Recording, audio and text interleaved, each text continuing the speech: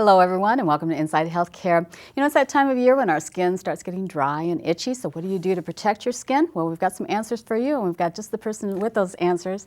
It is Dr. Neil Shaw. He's a dermatologist with the Health East Maplewood Clinic. Dr. Shaw, thank you for joining us. Thanks for having me, Jody. Appreciate that. So what can we do to protect our skin so it doesn't get dry and itchy and all those problems that we have? Great question. You know, the average Minnesota house in wintertime is probably drier than the desert in the summertime. Wow.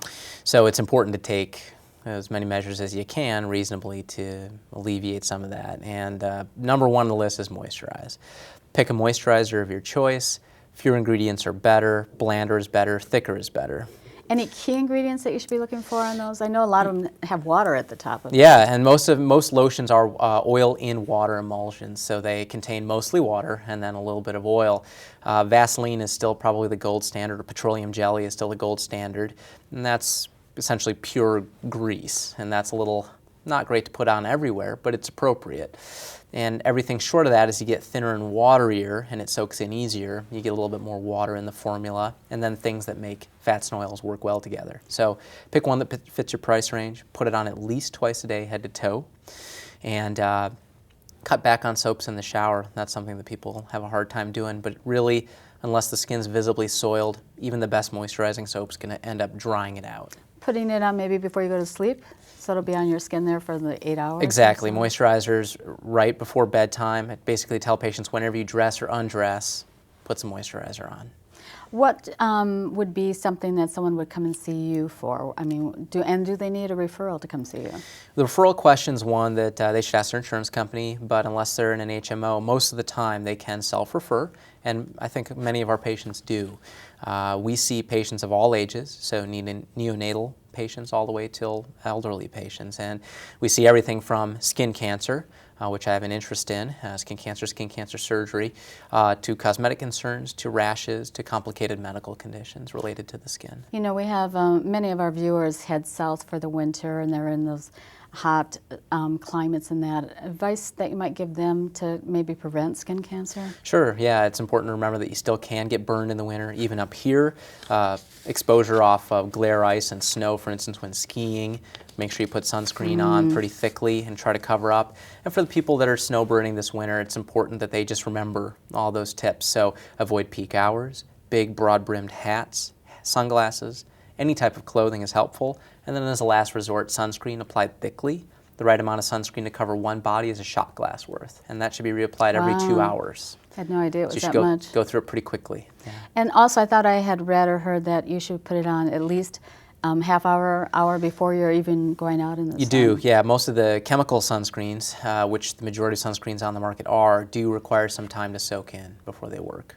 Any final advice for our viewers on how to protect their skin this winter? And just keep an eye out for anything that doesn't seem to belong. Come in if you have a new spot that's growing, and make sure you moisturize aggressively. And those new spots can be any shape, size? Any shape, size. Really, the ugly duckling is the best rule. So the one spot that you can't find anywhere else, come in for that. All right. Well, thank you, Dr. Shaw. That was great information.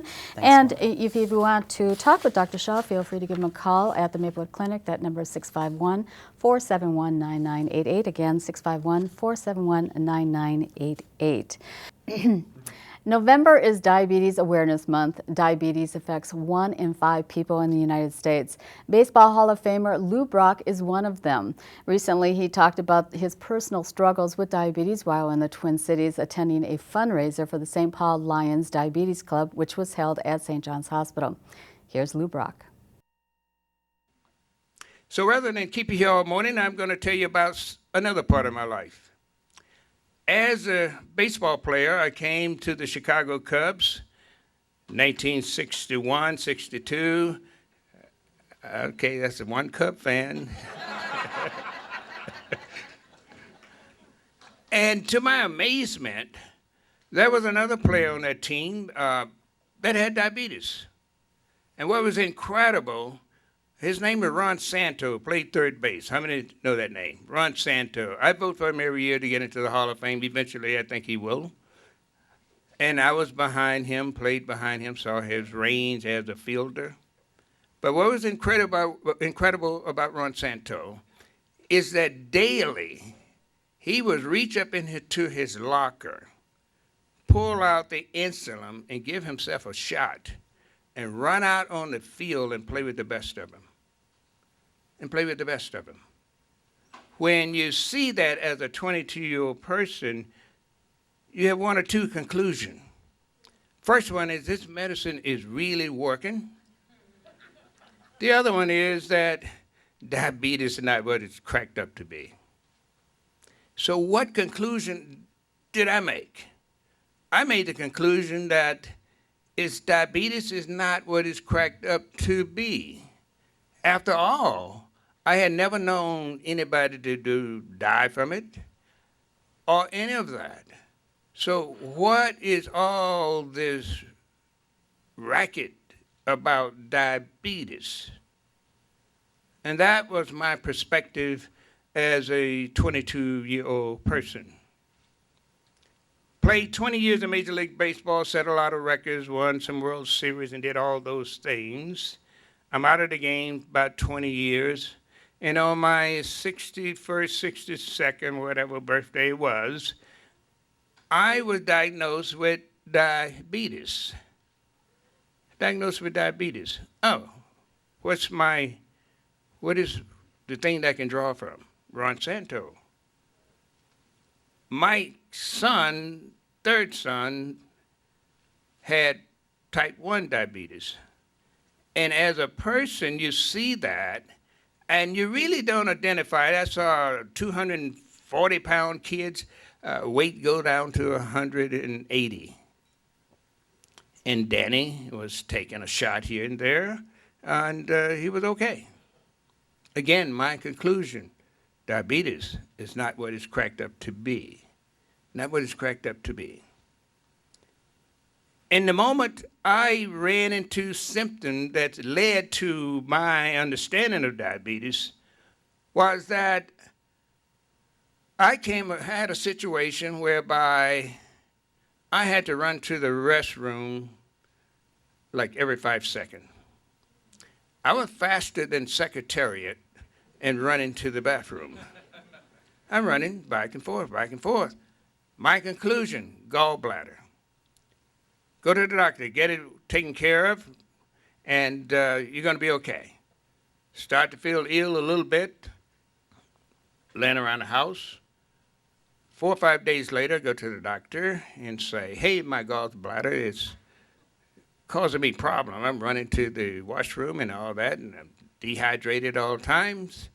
And so he decided to do a thing, like test my blood sugar count.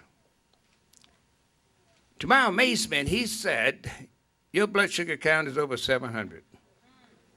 And as I speak to you right now, we send people like with this kind of a count to the hospital. We don't even send them home. But for you, we're going to send you home, and we're going to get this blood sugar count down. And by the way, you know, you had a pretty good career. I am now being spoken of in past tense. What is this 700? I find out right away. Generally, you send you to the hospital, but now we'll send you home. And by the way, you had a good life. Now my attention is really been gotten because I am being spoken of in past tense.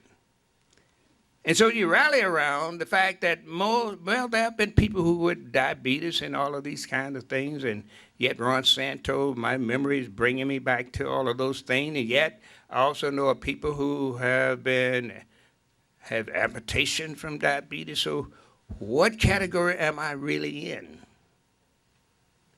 And what am I going to do about it? But my full attention was gotten about 3 weeks later when I am totally blind. I can't see. Now diabetes has a meaning, and it's not a good meaning because it has certain complications. These complications cause other things to happen. and one of them is my eyesight. And without these eyesight, I now got a problem. I was also scheduled within that same week to go to an indoor football game and put a ball on a tee, and kids like 10 years old come out and compete against me, hitting the ball off the tee into the stand. I went and found all these glasses that you see in Walgreens with all of these 270, 400, whatever the spec may be. So I could really see a ball on a tee. Really didn't see it. Everything was a blur.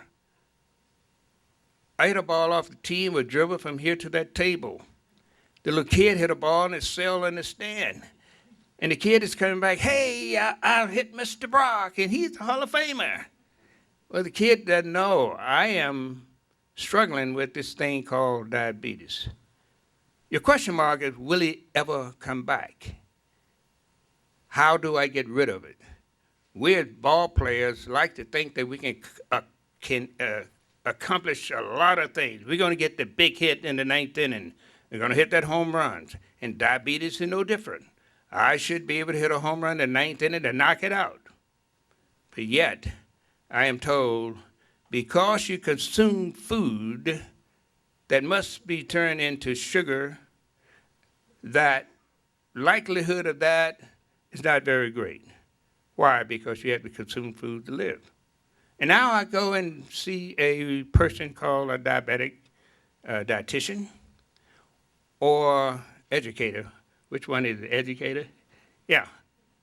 So I walk into the, how many diabetes dietitian in here, educators in here today?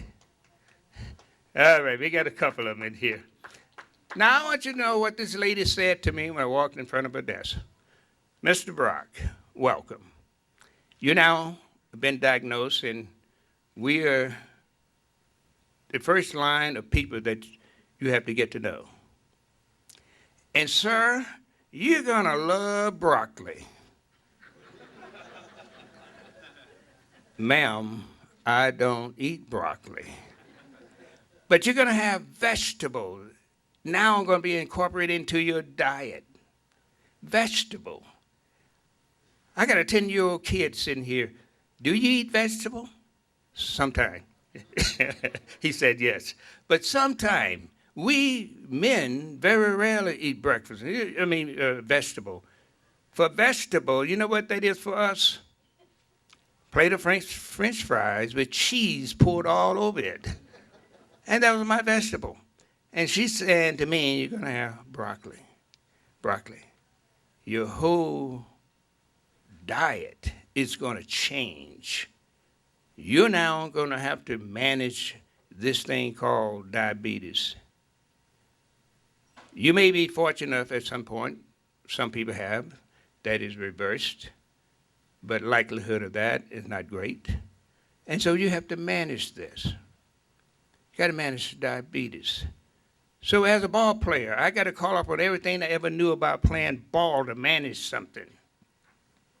What is about diabetes do I have to manage?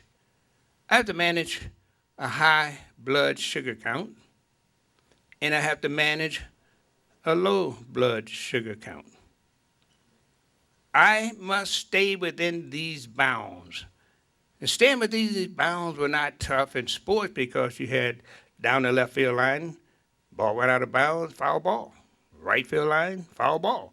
So I had the whole field of play to play on. Within these bounds, I got to stay in terms of diabetes management.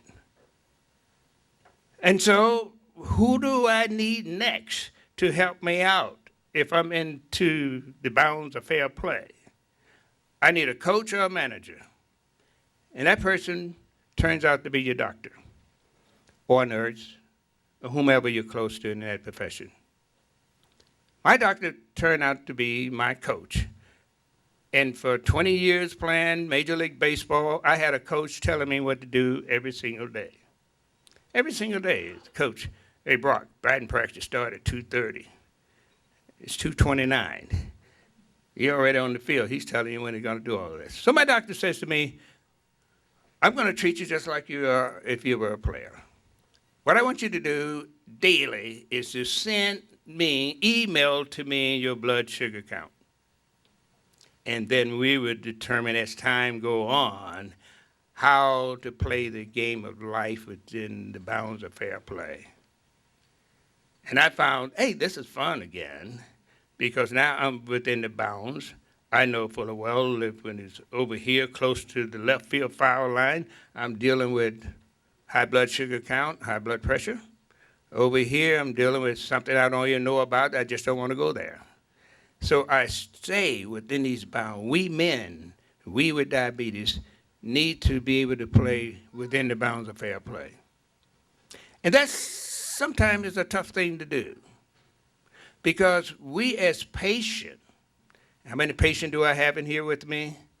I got a few. As a patient, we have a hard time accepting the fact that we have diabetes, folks, that we've been diagnosed. And most people get diagnosed with diabetes, people generally say, whoa, see, I told you shouldn't have had that loaf of bread for lunch, or this or that. We become the blame. And we have a hard time with that. And yet, we had nothing to do with that.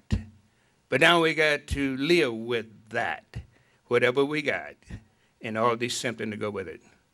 So we as a patient actually become the patient in a story that most of you may have heard called the Good Samaritan. I mean, heard the Good Samaritan story. We all have. This is a patient. We as diabetes, we are patient. And we'll land on the roadside. Somebody got to pay attention to us. Generally, it is a doctor that we first encounter that must pay attention to us. Same treatment the patient in Good Samaritan got. The doctor himself has to have a compassion for us. Why? We are patient. We do not know what to do about diabetes. We didn't cause it to happen. But that person who is attending to us now must have compassion. Compassion to the degree that he want to help. The next thing that doctor must do is that he cannot be turned off about what he see and what he smell. As a patient, we don't know how we smell. We don't know the condition that we show up in. We don't know the condition that diabetes is going to take us to. Because in its progression, a lot of things happen. And that doctor cannot be turned off by what he see or what he smell. The other thing that the Good Samaritan did to the patient that he saw on the street, he told him the truth. People need to tell us the truth. The truth is, sir, you got diabetes. The truth is, you got to stay within the bounds of fair play. No matter how we hear it or the tone of voice we hear it, a lot of us as patients are going to do one or two things. We're going to accept that truth, and the other one is we're going to shed some tears. We are going to cry. Cry. Because it is the truth being told to you about your condition. And we are the people now must stay within the bounds of fair play. Men especially throughout the country, I have found, because diabetes is a progression of progressive disease or condition, it affects a man's sexual ability. And because of that, because of its progression, most men think that because I took this medicine, this is what causing these things. And therefore, they began to stop taking the medicine. And it lead to complication. Complication lead to the biggest cost in diabetes. And the biggest cost in diabetes is amputation. Why? Because we, as patients, will go away from what is being prescribed by your trainer, your doctor, or your manager, even yourself. It's hard for us to stay on the perfect line when you have to walk a chalk line. I mean, that's a hard thing to do. We want to deviate. Do I deviate? Yes. Do I sneak? No, I just order ice cream. Well, I know that's not a good thing, but I would take ice cream knowing full well that particular day my blood sugar count was put me at second base, and left field is way over there, and right field is way over there. So I can experiment just a bit in having such thing under control. As a married person, you always have a coach that coaches you that you may not like. You call your wife. She tells the doctor every chance she gets whether I had ice cream, cookies, or cake. And that is the only reason you may want to sneak once in a while. Because she's going to tell. She's going to tell. But that is what we are faced with. We find that diabetes is a condition that is rapidly growing. It could be called an epidemic today. And it may get worse, particularly among kids, for this simple reason, that most schools today in the education system has gone away from recess. They have gone away from physical education.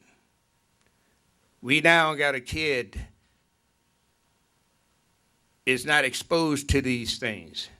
And his parents probably work, both parents works, out of school that same day. Where is this kid going? He's going home.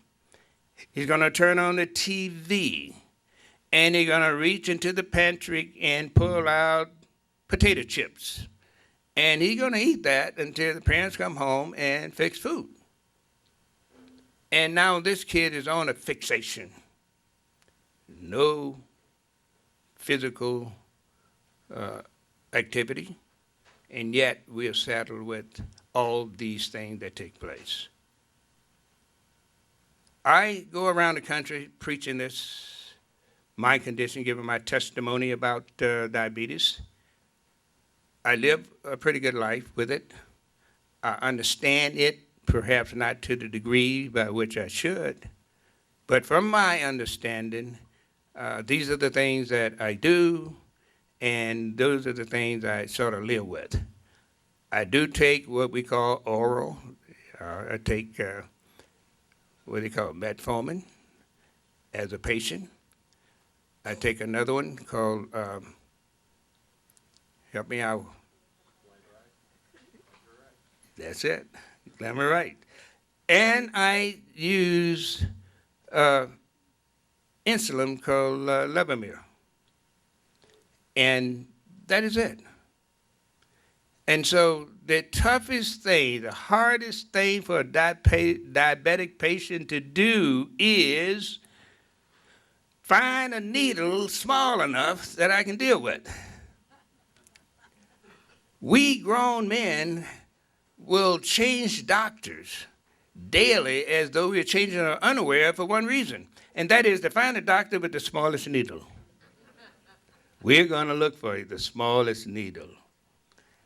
And I think somebody needs to invent something that we don't use needle at all. Hopefully that can happen. And if it does, I think a lot of people would be more apt to stay within the bounds of fair play. So this morning, that is my testimony about diabetes. That has been my experience, the Ron Santos of the world, my own son, and the attraction of diabetes.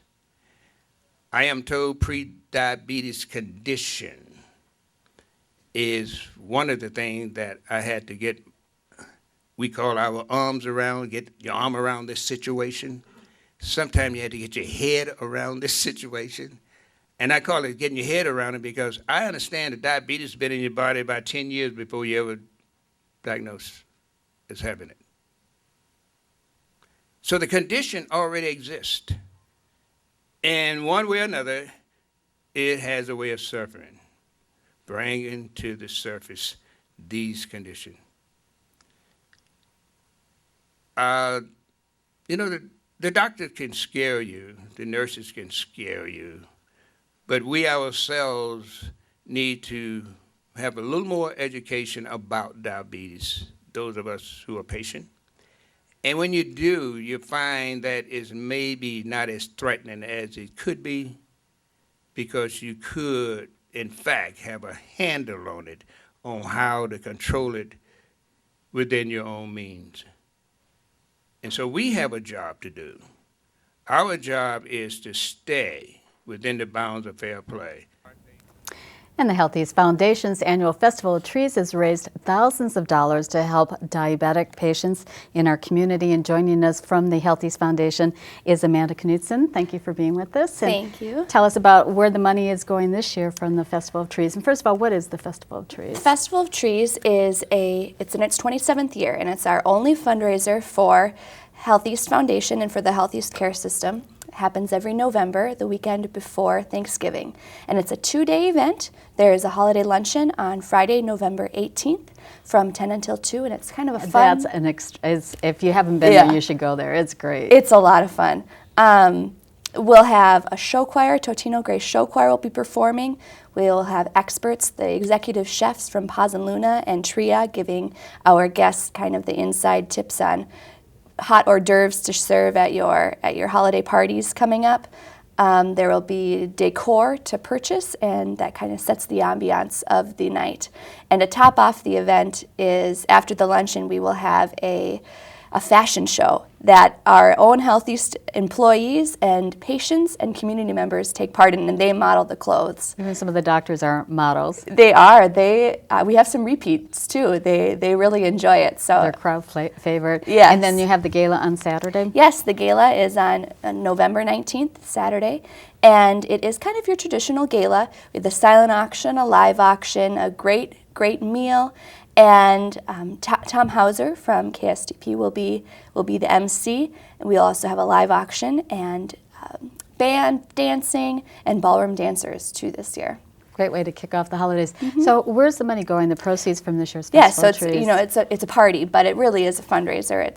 It's to support the Healthiest Care System, and this year it will support all of Healthiest Care System.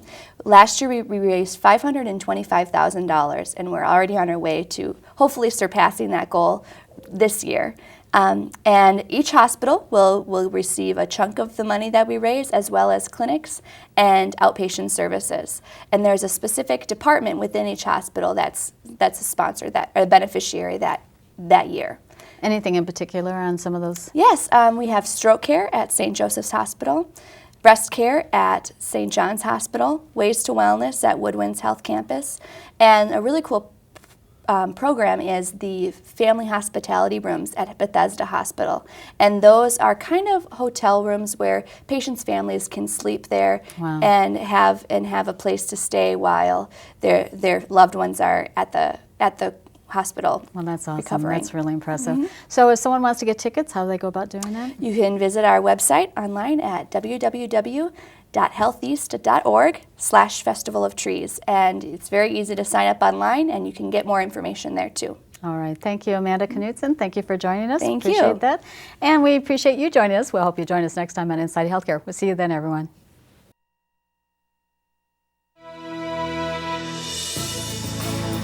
Inside Healthcare. For more information, visit stjohnshospital-mn.org or call 651-326-7800.